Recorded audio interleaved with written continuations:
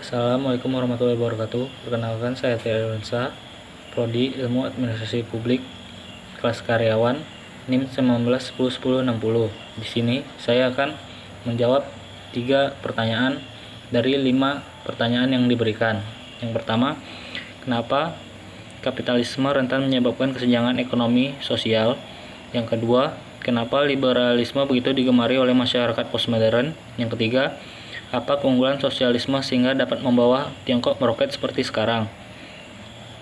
Jawaban yang pertama, ketimpangan ekonomi di Indonesia terjadi karena liberalisasi ekonomi yang lahir dari sistem ekonomi kapitalisme dan politik ekonomi kapitalisme yang memfokuskan kepada produksi kekayaan, tetapi mengabaikan distribusi atau pemerataan.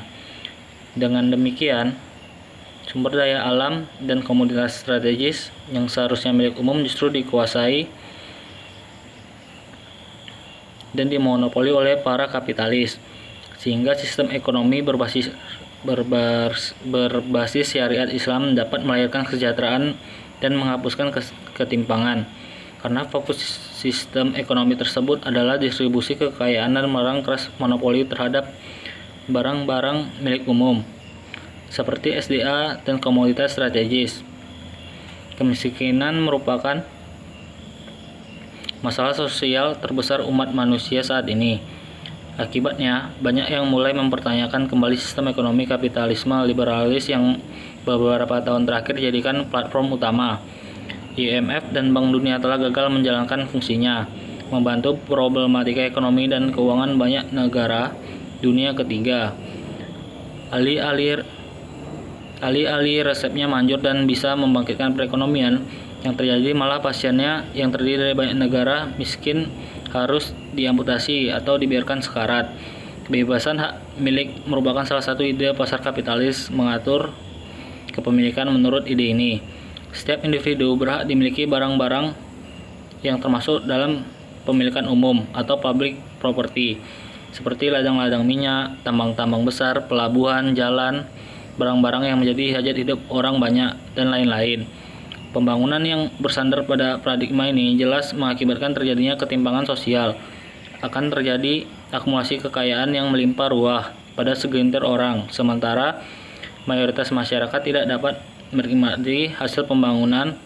Dalam pandangan ekonomi Islam, negara mesti menjamin pemenuhan kebutuhan pokok pangan, papan, sandang, kesehatan, pendidikan, dan keamanan.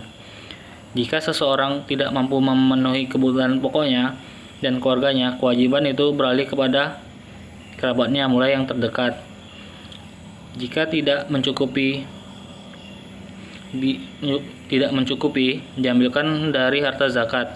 Jika belum mencukupi, kewajiban itu beralih ke negara, yakni wajib atas Baitul Mal memenuhinya.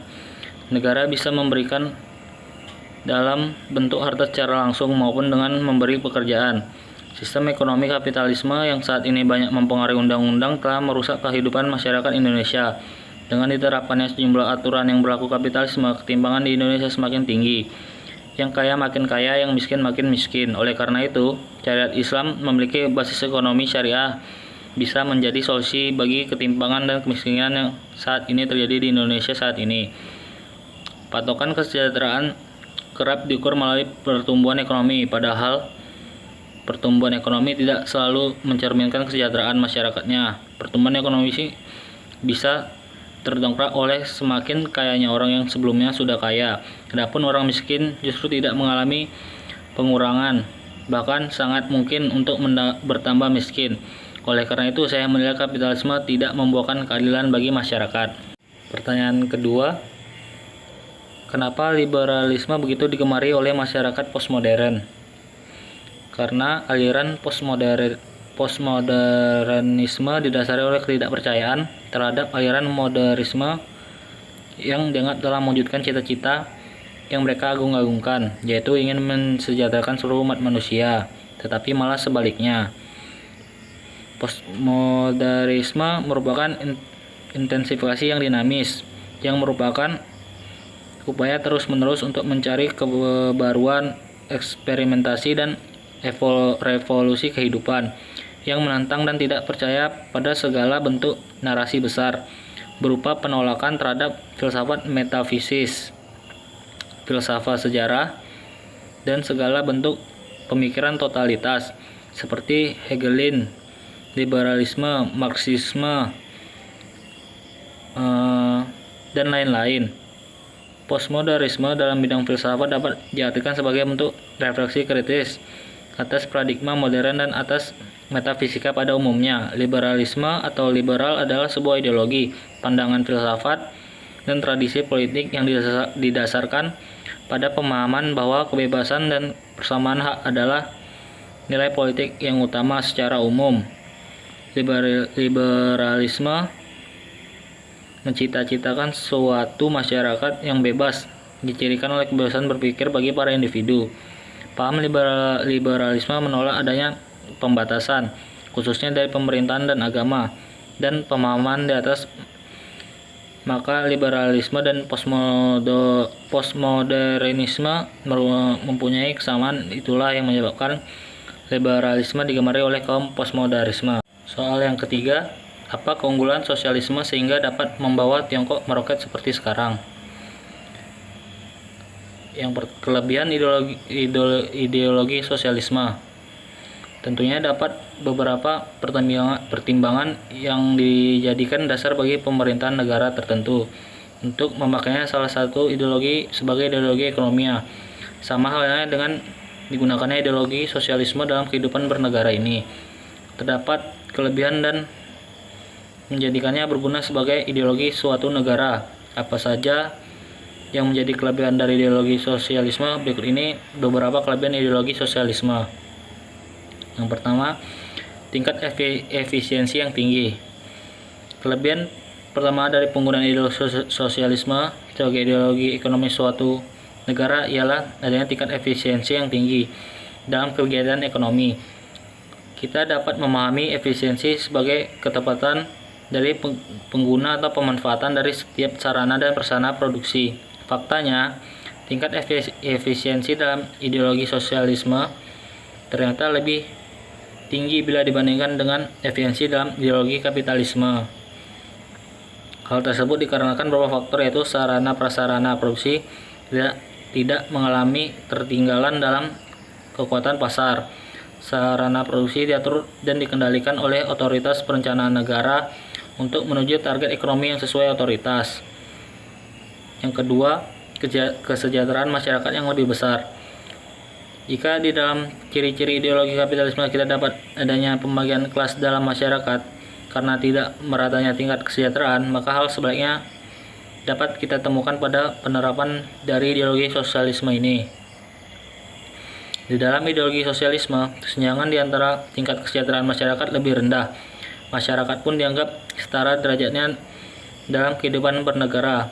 Hal tersebut dikarenakan di dalam ideologi sosialisme tidak terjadi kepemilikan pribadi atas sarana dan prasarana produksi. Di dalam ideologi ini pula sudah menjadi kewajiban setiap diri warga negara untuk bekerja keras dan membayar pajak sesuai kemampuan dan kemampuannya. Yang ketiga, tidak terjadi praktek monopoli. Kelebihan dari penerapan ideologi sosialisme yang selanjutnya yaitu terbatasnya suatu negara dari praktik monopoli yang biasanya terdapat di dalam masyarakat kapitalis. Hal ini tidak terlepas dari faktor kepemilikan negara atas setiap sarana prasarana produksi. Dengan demikian, eksploitasi dan perusahaan yang melakukan monopoli tidak ada sebagai ganti dan monopoli oleh pihak swasta. Terdapat monopoli yang dilakukan oleh negara atas sistem produktif. Namun tujuan dari hal ini ialah kesejahteraan rakyat. Yang keempat, tingkatnya fluktuasi bisnis yang rendah. Salah satu kelebihan penerapan ideologi sosialis dalam sektor ekonomi suatu negara ialah ideologi ini tingkat fluktuasi bisnis rendah atau cenderung tidak ada umumnya. Kegiatan ekonomi telah terencana sehingga pemerintah dapat mengkoordinasikan tindakan dari berbagai unit produksi. Hal ini dapat mencegah adanya diskriminasi antara tabungan dan investasi. Selain itu, dalam perencanaan yang matang, pemerintah memanfaatkan sepenuhnya segala sumber daya yang ada. Dengan demikian, kegiatan produksi dapat terkendali dan menghindari kecenderungan deflasi secara umum. Yang kelima, pertumbuhan ekonomi yang stabil. Kelebihan terakhir dari ideologi sosialisme ialah pertumbuhan ekonomi yang stabil dengan adanya perencanaan yang baik oleh negara, maka hal tersebut dapat mendorong pertumbuhan ekonomi dengan cepat. Sekian dan terima kasih.